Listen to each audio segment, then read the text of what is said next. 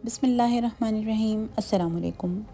पुलाव बनाने की दो बहुत ही मज़ेदार और लजीज़ रेसिपीज़ के साथ आपको वेलकम करते हैं। आज हम आपके साथ चिकन देगी पुलाव और बीफ यखनी पुलाव की रेसिपी शेयर कर रहे हैं। सेम इंग्रेडिएंट्स हैं इन दोनों पुलाव के, लेकिन इनको बनाने का तरीका बिल्कुल मुख्तलिफ है।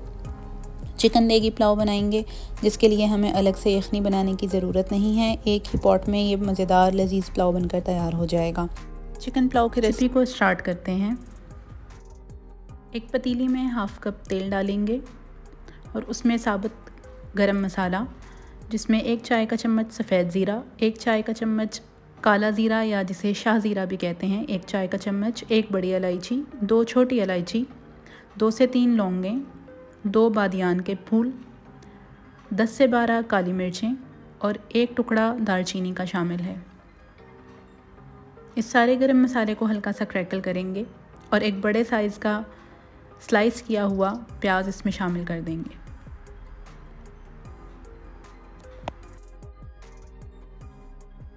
प्याज को इतना फ्राई करेंगे कि ये खूबसूरत सा गोल्डन ब्राउन हो जाए। जैसे ही प्याज गोल्डन ब्राउन होगा, हम इसमें आधा किलो चिकन शामिल कर देंगे। चिकन को लो टू मीडियम हीट पर थोड़ा सा पानी डालकर 3 से 4 मिनट के लिए अच्छी तरह भूनेंगे कि चिकन का पानी ड्राई हो जाए और इसका कलर चेंज हो जाए। चिकन को अच्छी तरह फ्राई करने के बाद इसमें 2 खाने के चम्मच लहसुन अदरक का पेस्ट शामिल करेंगे।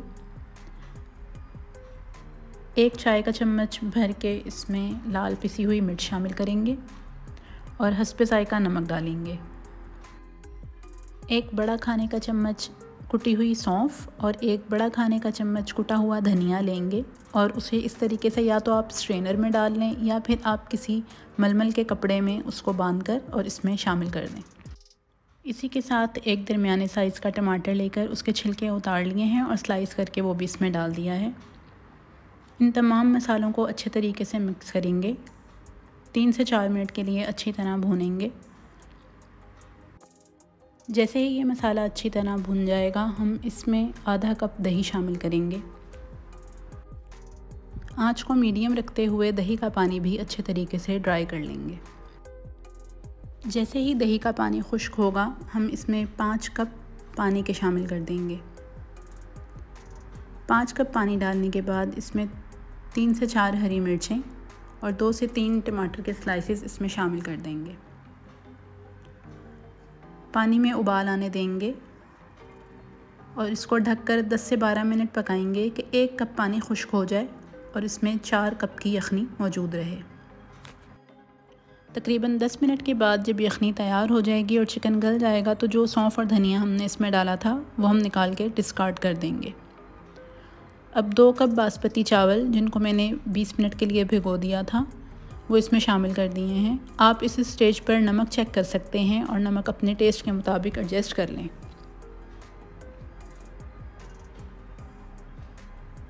चावलों को तेज़ आंच पर पकाते हुए हम इसका पानी खुश्क कर लेंगे। पानी ड्राई हो जाएगा तो इसको ढककर 20 से 25 मिनट के लिए दम पे रख देंगे। मैंने नीचे तवा रख दिया था। पहले 5 मिनट आंच तेज़ रखेंगे और फिर आंच बिल्कुल धीमी करके इसको 15 से 20 मिनट के लिए दम पर छोड़ देंगे। तकरीबन 20 से 25 मिनट के बाद ये लजीज़ और बेहतरीन पुलाव बनकर तैयार हो जाएगा। इंतहाई अच्छा, मज़ेदार और खिले खिले चावलों वाला पुलाव तैयार है।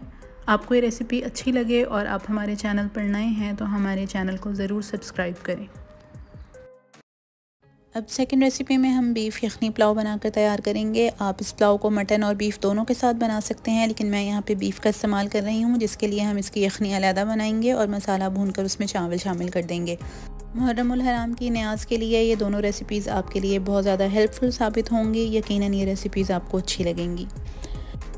बीफ देगी पुलाव बनाने के लिए मैंने यहाँ एक पतीली ली है और उसमें आधा किलो बीफ का हड्डी के साथ गोश्त शामिल किया है। अगर आप 1 किलो गोश्त से बनाना चाहते हैं तो हर चीज़ की क्वांटिटी को डबल कर दें। गोश्त शामिल करने के बाद मैंने तकरीबन 5 से 6 कप पानी इसमें शामिल किया है। हमें पानी की इतनी मिक़दार इसमें शामिल करनी है कि ये गोश्त गल जाए और इसमें 4 कप यखनी मौजूद रहे। पानी को एक बॉयल आने दिया है और इसके ऊपर जो झाग आए थे वो मैंने निकाल के डिस्कार्ड कर दिए हैं। ये झाग निकाल देने के बाद हम इसमें बाकी के मसाले शामिल करेंगे, जिसमें मैंने एक दरमियाने साइज़ का प्याज लिया था, उसको स्लाइस कर लिया और 5 से 6 लहसुन के जबे लिए थे, उनको चॉप कर लिया और एक बड़े साइज़ का टुकड़ा मैंने अदरक का लिया था, वो भी चॉप करके इसमें शामिल कर दिया है। मसालों में 1.5 खाने का चम्मच सौंफ और 1.5 खाने का चम्मच कुटा हुआ धनिया लिया था। इन दोनों चीज़ों को मैंने हल्का सा क्रश करके शामिल किया है। आधा जायफल, एक बड़ा टुकड़ा जावित्री, एक बादियान का फूल, 1 चाय का चम्मच भर के सफ़ेद ज़ीरा, 1 से 2 बड़ी इलायची और 1 से 2 ही इसमें छोटी इलायची या जो ग्रीन कार्डमम होती है वो मैंने इसमें शामिल कर दी हैं। बड़ी इलायची 1 भी काफ़ी है अगर आपके पास बड़े साइज़ का पीस है। मेरे पास छोटी थी तो मैंने 2 शामिल कर दी हैं। इन तमाम अज्जा को अच्छे से मिक्स करेंगे और इसमें नमक शामिल किया है। फ़िलहाल मैंने इसमें 1 चम्मच नमक शामिल किया है, जिसको हम बाद में एडजस्ट कर लेंगे। इसको गलने के लिए रख देंगे और हमें इसको इतना गलाना है कि गोश्त मुकम्मल गल जाए और इसमें 4 कप की यखनी मौजूद रहे। तकरीबन 40 से 50 मिनट के बाद ये गोश्त गल गया था और इसमें 4 कप की यखनी मौजूद थी। मैंने गोश्त की छोटी बोटियाँ इस्तेमाल की थी तो ये गोश्त जल्दी गल गया था। अगर आपके पास थोड़े बड़े साइज़ के पीस होंगे तो शायद ज़्यादा टाइम लग सकता है, इसलिए आप अपनी पानी की जो मिकदार है वो इसमें यखनी की एडजस्ट कर लें। गोश्त गलने के बाद मैंने यहाँ पे गोश्त और हड्डियाँ इसमें से निकाल ली थी और फिर यखनी को छान लिया था। यखनी को छान के और गोश्त को निकाल के हम साइड पे रख देंगे। अब एक पतीली में आधा कप तेल शामिल किया है और इसमें कुछ खड़े मसाले शामिल किए हैं। जो खड़े मसाले मैं इस स्टेज पर इसमें शामिल करूँगी वो मैंने यखनी में शामिल नहीं किए थे। यखनी के मसाले अलग हैं और इस तड़के के मसाले अलग हैं। अब मैंने इसमें यहाँ पे 1 चाय का चम्मच शाह ज़ीरा, जिसको काला ज़ीरा भी कहते हैं, वो शामिल किया है। यखनी में सफ़ेद ज़ीरा शामिल किया था और यहाँ काले ज़ीरे का इस्तेमाल किया है। साथ ही 4 से 5 लौंगे शामिल की हैं और 8 से 10 मैंने यहाँ इसमें काली मिर्च शामिल किए हैं। ये साबुत काली मिर्च है। 1 से 2 टुकड़े दालचीनी के शामिल किए हैं। बड़ा टुकड़ा है तो मैंने 1 शामिल किया है और छोटे हों तो 2 टुकड़े इसमें दालचीनी के स्टेज पर शामिल कर देंगे। एक दरमियाने साइज़ का प्याज लिया था और उसको बारीक स्लाइस करके इसमें शामिल कर दिया है। हमें इस प्याज और इन तमाम मसालों को इतना फ्राई करना है कि अच्छा खूबसूरत गोल्डन कलर इसमें प्याज में आ जाए।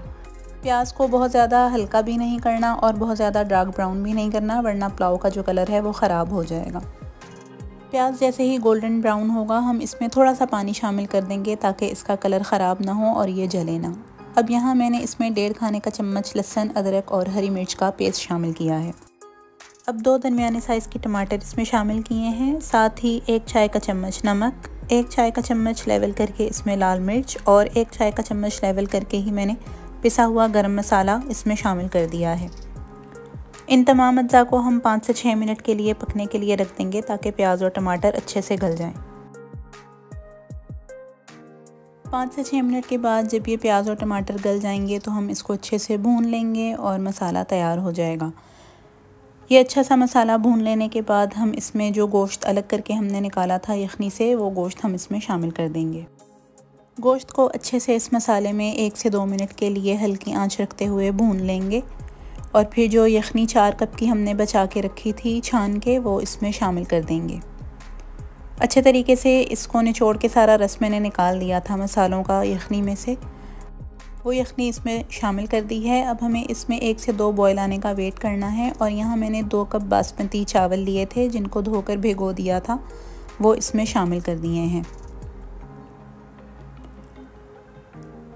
इन चावलों को अच्छे से इस यखनी में मिक्स करेंगे और यहाँ मैंने 1 से 2 हरी मिर्चें बीच से स्लिट करके शामिल की हैं। ये ताज़ी कुटी हुई काली मिर्च है, इससे इसका फ्लेवर बहुत अच्छा और मज़ेदार आता है। ये शामिल किया है 1 चाय का चम्मच भर के काली मिर्च और साथ ही इस स्टेज पर मैंने इसमें नमक एडजस्ट कर दिया है। नमक आप अपने टेस्ट के मुताबिक इसमें एडजस्ट कर सकते हैं। यखनी पुलाव बनाने के लिए हमेशा इस रेशो को याद रखें कि आपके पास जितनी मिकदार चावलों की है उससे डबल आपके पास यखनी या पानी की मिकदार होनी चाहिए, तो आपके चावल बिल्कुल परफेक्ट बनेंगे। अब यहाँ तेज़ चूल्हे पे पकते हुए चावलों ने यखनी को एब्जॉर्ब कर लिया है और यखनी ड्राई हो गई है, तो यहाँ कवर करके मैंने इसको पहले 5 मिनट तेज़ चूल्हे पे दम दिया है और फिर बाकी के 15 से 20 मिनट इसको बिल्कुल हल्की आंच पर दम दे दिया था और नीचे तवा रख दिया था। तकरीबन 20 से 25 मिनट के बाद हमारा ये बेहतरीन खुशबूदार पुलाव बनकर तैयार है। हर दाना इसका खिला खिला बनेगा और परफेक्ट चावल बनकर तैयार होंगे। अगर आपको हमारी ये रेसिपी अच्छी लगी हो तो हमारे चैनल को सब्सक्राइब कर दें और फेसबुक पर हमारे पेज को फॉलो भी कर लें। इस रेसिपी को अपने फ्रेंड्स और फैमिली के साथ ज़रूर शेयर करें। इस पुलाव को आप ज़ीरे के रायते और मिक्स सलाद के साथ सर्व कर सकते हैं। इस रेसिपी को ट्राई करें और हमें अपने फ़ीडबैक से भी आगाह करें। अल्लाह ताला हमारे और आपके रिज़्क़ में बरकत अता फ़रमाए। एक नई रेसिपी के साथ हाज़िर होंगे, तब तक के लिए अल्लाह हाफ़िज़।